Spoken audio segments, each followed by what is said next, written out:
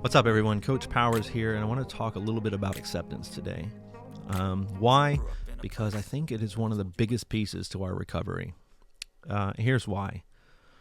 Your amygdala is always, as I've said many times, is your amygdala communicates with the hypothalamus, this fight or flight center of the brain, which then, depending on what the amygdala communicates to the hypothalamus, initiates a fight or flight response. Even on a smaller level, it releases cortisol, adrenaline. On a higher level, tons of cortisol, tons of adrenaline, suppression of GABA, suppression of serotonin, suppression of endorphins, oxytocin, dopamine, right? So this creates a self-fueling loop of benzo-induced mental illness, as I often talk about. So where does acceptance come into this? Well, acceptance helps break the narrative between the amygdala and the hypothalamus, right? Because every moment that you're sitting here going, I don't know if I'm going to heal. What if I don't heal? What if I don't heal? What if I don't heal? What if I stay like this forever? What if I get worse? What if?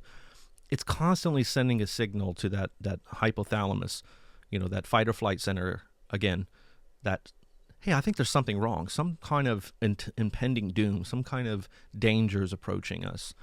And the hypothalamus, this part of the brain doesn't really, the limbic system, to simplify it, it doesn't know what to do with that. It's not really intelligent. It's not like it has its own little mini intellect, right? It uses our intellect to inform it. Now, it has certain responses in there. It knows what a snake is. It knows what a crocodile is, a grizzly bear. It knows what heights are, or fire, and sharp objects, and even certain colors and nature, like black and yellow, can arouse it.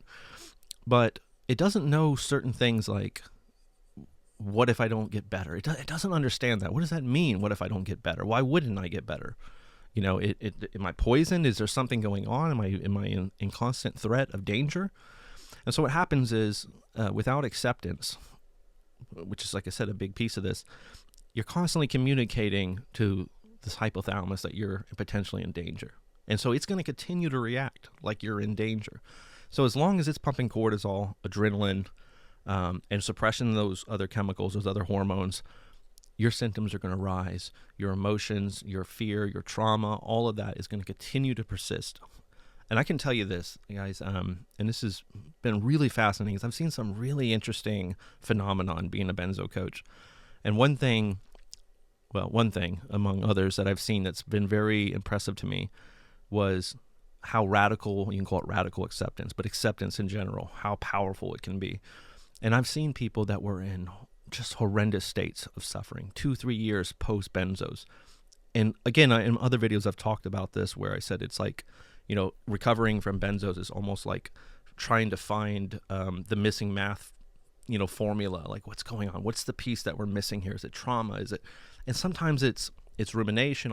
Most of the time it's rumination or trauma, but oftentimes it's the lack of acceptance that leads to those two things, right? The lack of acceptance, the constant continuous fear, and the constant feeling that you're approaching impending doom keeps everything elevated, keeps the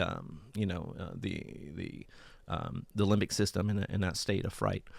So acceptance, when I had clients that finally was able to flip that switch, and sometimes it is like a switch that they flip, miraculous recovery starts to happen. I mean, miraculous. I mean, I should do a video just on, because people ask me, do you ever see people that wake up and one day they're just better? And I go, yeah, that's true. That is true. I won't lie to you. That's true. I don't think it's wise to bet on that. I don't think that should be the thing that you just sit around waiting to recover and hoping like in March or something you're going to get better. But it's absolutely possible. I've seen it many times. I mean, it's not even that rare, to be honest with you. It happens a hell of a lot.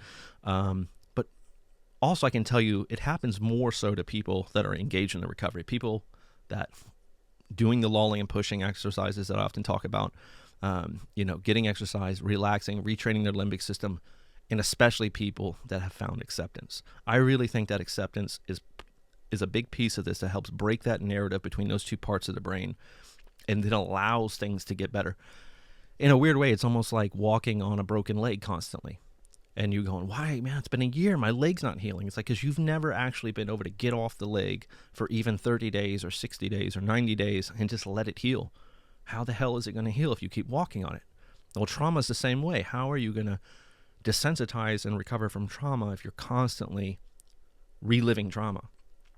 And that voice in your mind always asking, am I going to heal? Am I going to heal? What if I don't heal? What if things get worse? Maybe you're tapering. I mean, so many times I see when my clients get worse in the end, then you should be getting better. Most of the time you get better towards the lower taper. The drugs lessen your system. It's usually people have symptom reduction then. But the ones that don't, almost every time, the one variable is high rumination, which also translate as a lack of acceptance. So it's not just ruminating. Ruminating is the lack of acceptance. It's why it's there. If you fully accepted it, you wouldn't ruminate so much. If you just said, okay, this is where I'm at. For now, this is where I'm at. I can accept this. Whew. Exhale, focus on what you can do. You'll see like things will start to improve drastically. So, that does beg the question, how do we facilitate acceptance? Like, what does that look like? And I think that's a spiritual question at the end of the day, largely. Now, I can tell you the psychological stuff. I can tell you that focusing on what you need to focus on, like in terms of recovery, using cognitive reframing stuff, like putting it in context, because the fear in the limbic system is constantly going to give you this reaction that makes you feel like things are so much worse than they are. It really muddies up our perception here. But most people, when I say most, I really mean all people, recover from benzos eventually. We all recover. We just got to figure out the problem, the formula there. But most people, if not all people, recover. And you need to hear that. You need to confide in that. That needs to be what you confide in. Everybody that I speak to seems to be preparing for the end. The worst case scenario, they're picking out caskets. And I was there. I mean, I literally was picking out caskets and dark shit like that.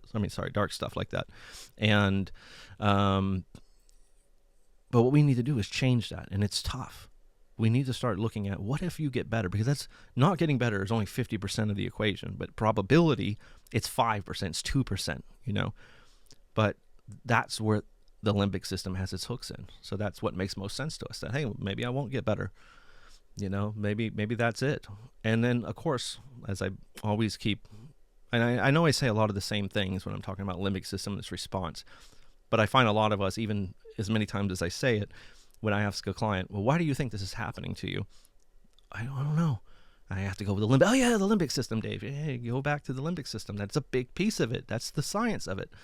Go back to that. Don't overlook that thing.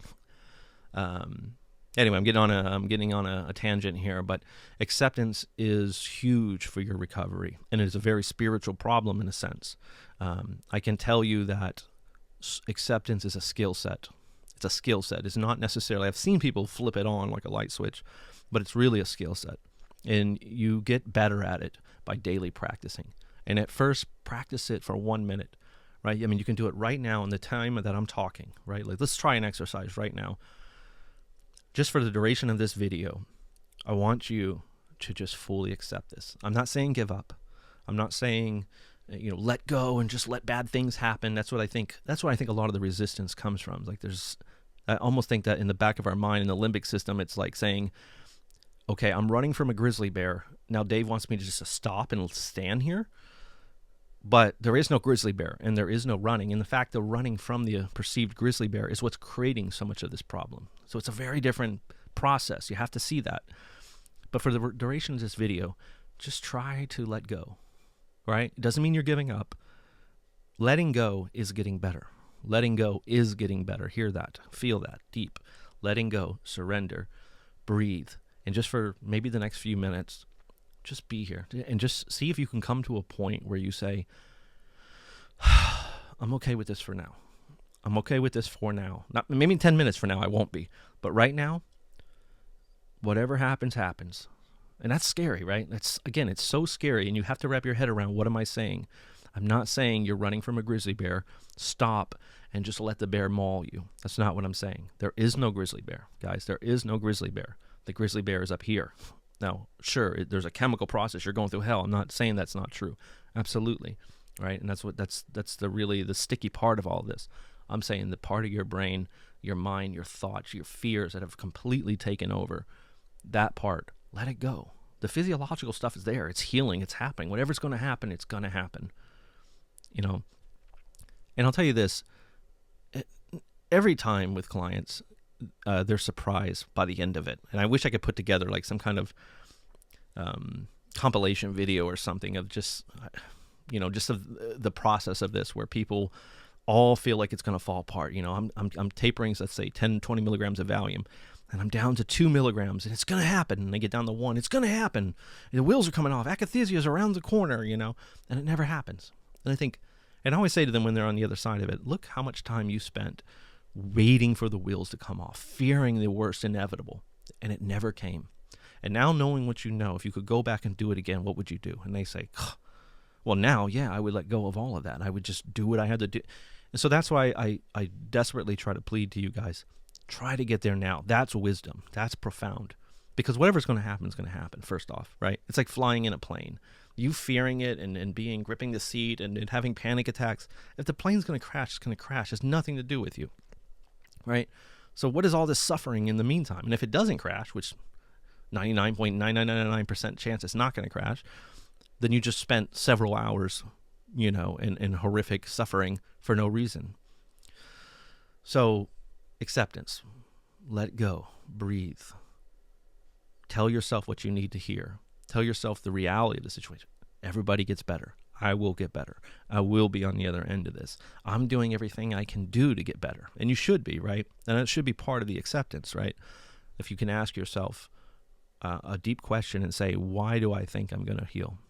Why do I think I'm going to heal? And you should have an answer. You really should, right? And I'm asking you now, why do you think you're going to heal? And if your answer is because I'm just going to wait it out, well, 99% chance, 98% chance, yeah, that's right, you're going to get better. But I say, what about that pre-existing condition? What about the manifesting conditions? And what about all the suffering you're going to endure in the meantime by just sitting here waiting for the storm to pass, which has never been my formula. I've never said wait for the storm to pass. I think it's the worst thing you can do. But if you can say, well, here's why I'm going to get better, Dave, because I've got this therapist, I'm working on CBT and cognitive reframing, I'm doing mindfulness, I'm doing exposure therapy, I'm doing a lot of neural rewiring work, I'm using my 5 senses to show my amygdala that I'm okay and safe. I'm doing art therapy. I'm exercising. I'm getting enough sunlight. My diet's changed. I've got a good support group. I've removed toxic people. I am growing and believing. My faith is stronger. If you can say all these things, yes, you're going to heal, right? Like that's a lot. That's a hell of a lot. That's compensating for what's missing. So that's what you need. And I think if you can't say that, well, there's your mission. There's the work that remains, right? That's what you should be putting together. And what I do with people in my coaching is, and this is really a warning in a sense, because I just named all this stuff. Maybe not a warning, but I guess a loose warning is it's all about how you go about all these things, right? I'm not asking you to go run 5 miles and drive and do grocery shopping and do all this exposure, because if you don't do it right, you put too much stress on your body, even on a physiological level, just too much stress, like say go jogging, too much stress, too much cortisol levels rise, adrenaline levels rise, amygdala becomes hyperactive again, symptoms flare up, you start to fall into despair. There's a cycle here, right? So it has to be done just right. It has to be done. There's an art and a science to this thing. There's an ebb and flow. There's a timing to all of this. And what I do with people is I help them figure out that formula. I break down essentially 12 weeks in my program. Say the first month, 4 weeks, we introduce and we begin with lulling exercises, which is just lulling down the nervous system. There's no exposure. There's no exercise really or anything that needs to be, extravagant. We just begin with lulling exercises, and we start with 15 minutes the first week, 2 or 3 exercises, 5, 10, 15 minutes. Second week, add 1 or 2 little things. Third week, add 1 or 2 things. And you start to build up this sort of checklist system of recovery. And what I find is that helps people start to develop momentum. It starts to develop a sense of strength and resilience. They start to have, like I was saying, they have this plan in place now to say, why are you going to get better? Well, because I'm doing all of these things. That's why I'm going to get better. That's what I'm putting all my, I'm all my chips are on that. I think it's just a much better formula. So anyway, some thoughts there on benzo recovery, guys.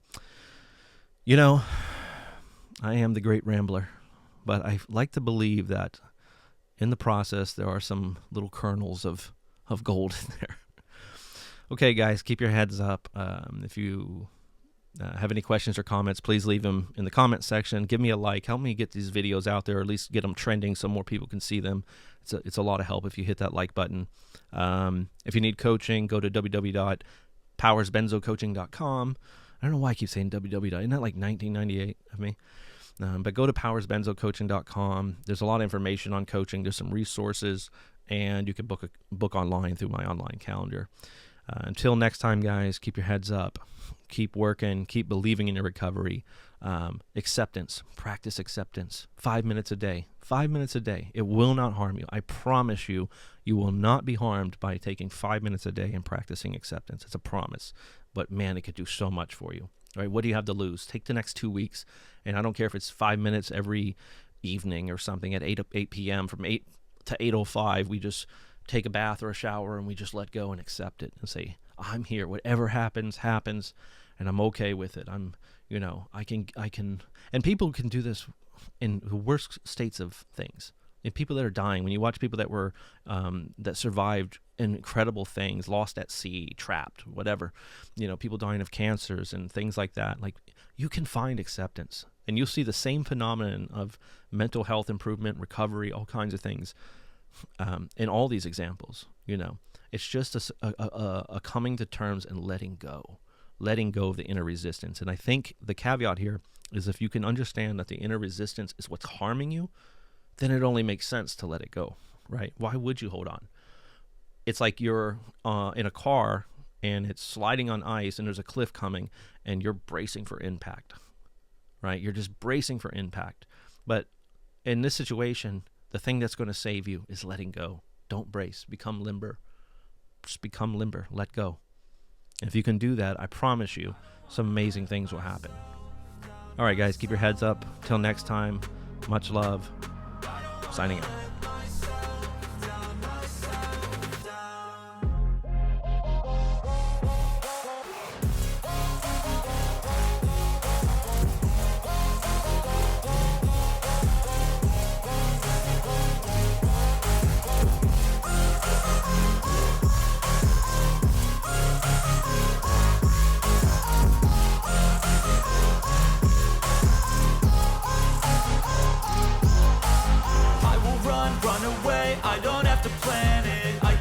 Change my fate, you won't understand it. All alone, that's okay. People I can't stand them. They don't want me to change, keep me where I'm standing. And I don't wanna be where I am. And I want something more, take a chance. It could be possibly